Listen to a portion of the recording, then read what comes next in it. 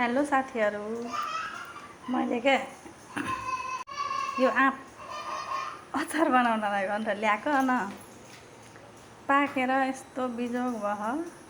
अचार बनाउन नि नमिल्ने अनि खाना नि धेरै अमिलो के। त्यही भएर मैले यसको त्यो चटनी हो कि भेत्तल के भन्छन् नि त्यो बनाउँदाखेरि कस्तो हुन्छ हेरौँ है।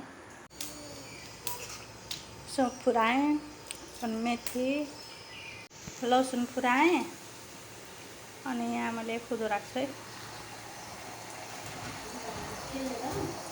गुलियोको लागि चाहिँ मैले खुदो राखेँ।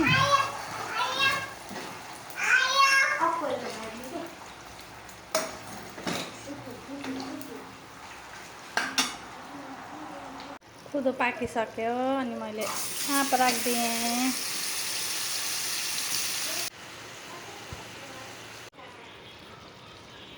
नुन राखेँ, बेसार अनि धनियाँको धुलो अनि खुर्सानीको धुलो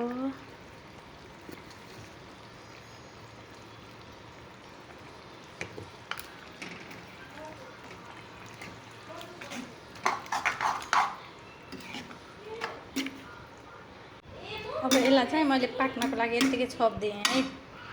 अहिले कस्तो हुन्छ पाकिसकेपछि राख्छु है। फाइनली रेडी भयो है साथीहरू, यत्तिको भयो। कस्तो छ त